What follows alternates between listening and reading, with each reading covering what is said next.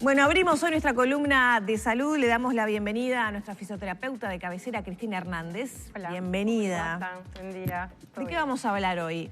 Hoy vamos a hablar de un tema que es bastante difícil de pronunciar. Sí, pero... pero te lo voy a pronunciar, sacroielitis. Sacroielitis. Sacroielitis. Y la I primero, sacroielitis. Sacroielitis. Que es difícil de pronunciar, pero duele.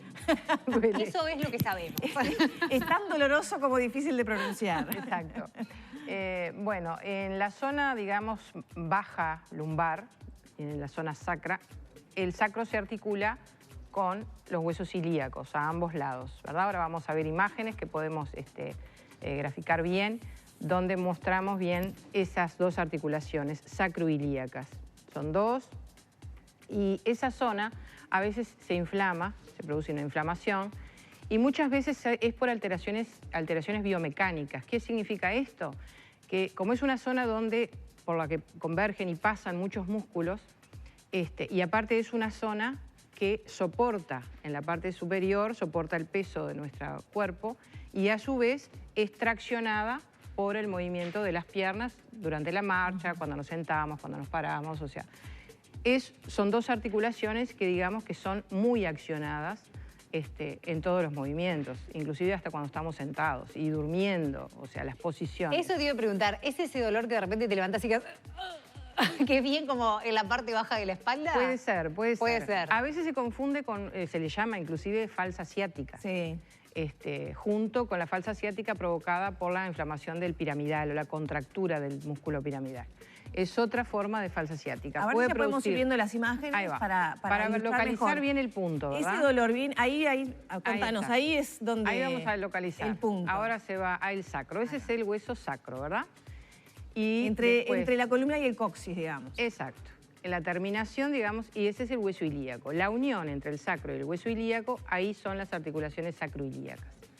Como dije, por esa zona pasan muchos músculos. ¿Ah? ¿Duele por la edad o por algún mal movimiento? Ahora vamos a verlas, ven lo que yo decía, la columna ejerce claro, el peso hacia abajo y las piernas hacia arriba. Una zona muy exigida, ¿no? Exacto, tenemos, por ejemplo, a veces se provoca porque, pues dije, alteraciones biomecánicas. ¿Qué significa esto?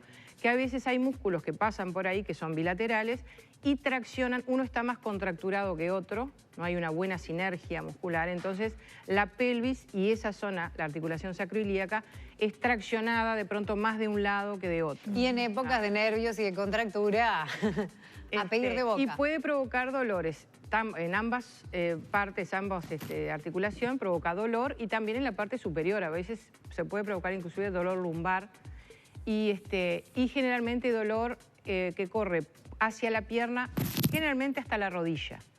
Cuando el dolor baja un poco más, puede ser ciática, ¿viste? De un problema, digamos, a nivel lumbar, por discopatías, etc. Y para diferenciarlas es un profesional, uno solo no se puede dar cuenta. Hay muchos test en los que nosotros aplicamos para darnos cuenta, inclusive, cuál es el músculo, digamos, que puede estar traccionando de forma diferente, que puede provocar ese dolor. ¿Qué lo provoca? Puede ser provocado por traumatismos, puede ser provocado por malas posturas, los vicios posturales. Por ejemplo, hay mucha gente, sobre todo adolescentes, que se habitúan a sentarse sobre una de sus piernas. Ponen la pierna arrollada y se sientan arriba. Y no tan adolescentes también. Hay gente que se sienta mal. Ya cuesta más solo eso. Exacto, cuesta un poco más, pero hay gente que lo hace. Después, la postura sentada. Me reclino a mirar de pronto algo o a leer, inclinada más sobre un lado. Me acabo de enderezar. Sobre un lado que sobre el otro. Otra cosa que he notado, que inclusive me pasó a mí, cuando uno entra al auto y se sienta apurado y de pronto no acomodaste la cadera y te quedaste así, manejás así, pero en realidad abajo estás torcida. Y encima con la presión del cinturón. Exacto. Entonces, cuando hay que sentarse en el auto y acomodar bien la cadera de manera que quedemos bien derechos. No que ninguna de las dos caderas soporte más peso una que la otra. Eso es muy importante. Como dije, hay muchos test de los que se puede averiguar cuál es el músculo que está traccionando, porque a veces se contractura un músculo y la parte que queda más libre es la que se mueve más y en realidad es la que termina siendo más dolorida. Entonces, yo traje hoy unos ejercicios estándar, pero es algo muy personalizado, sí, ¿verdad? Es importante el diagnóstico, ¿no? Saber si se trata de la asiática o de esta falsa asiática. Exacto, hay estudios de imagen que nos pueden dar si es una asiática verdadera, si es Bueno, acá empezamos con los ejercicios. En posición boca arriba, piernas flexionadas, elevadas, y ven que estamos traccionando con una mano la rodilla hacia la cara y con la otra mano la rodilla hacia el pie, ¿verdad? Y nos vamos a oponer, nuestra fuerza de las piernas se va a oponer a la fuerza que están haciendo las manos. Esto es una contracción isométrica que va a derivar, que es isométrica porque no hay desplazamiento de palancas óseas. Simplemente es una contracción sostenida. La mano hace fuerza y me opongo y la otra mano hace fuerza y me opongo. También poniendo una pierna sobre una silla y hacer una flexión. Yo no haría los golpecitos, ¿verdad? ¿Tá? No el rebote no lo haría. Lo dejaría un ratito estirado y volvería a la posición normal. Después, con un almohadón en el suelo, hacer una hiperextensión de cadera, lentamente, mantener unos 3-4 segundos esa extensión y volver. No hacerlo tan seguido, darle un poquito de menos frecuencia al movimiento. Y después otro, que es apoyar la cadera, la rodilla abajo puede estar semiflexionada, elevar la pierna y empujar con nuestra cadera la zona donde está apoyada la espalda. ¿Tiene un almohadón o es algo? Un almohadón, es un almohadón. Sí. Tiene un almohadoncito para evitar más roces, sobre todo sobre la piel. Pero estos son ejercicios estándar, ¿verdad? Porque, ¿qué pasa? Hay personas que pueden tener acortamiento, por ejemplo, de isquiotibiales, que son los músculos posteriores de muslo, que provocan la tracción de la pelvis y eso puede provocar un movimiento lateralizado de la articulación y provocar a la larga dolor.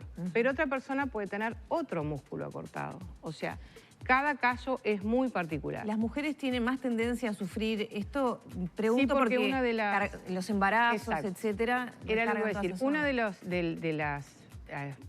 a veces surge justamente después de un embarazo, sobre todo embarazos que son, digamos, de un bebé muy grande, porque la mujer se le provoca desplazamiento y una apertura, digamos, del suelo pélvico para el momento del parto. Entonces, muchas veces, si no hay un ejercicio sostenido, una báscula de pelvis, un trabajo de flexibilización de esa zona, a veces pueden quedar con una sacroiliitis, que bueno, después con ejercicio se puede revertir, ¿verdad? No dejarse estar, ¿no? Me imagino, porque exacto. si y es con aparte ejercicio, cuanto antes... Claro, es importante tratar la inflamación primero, ¿verdad?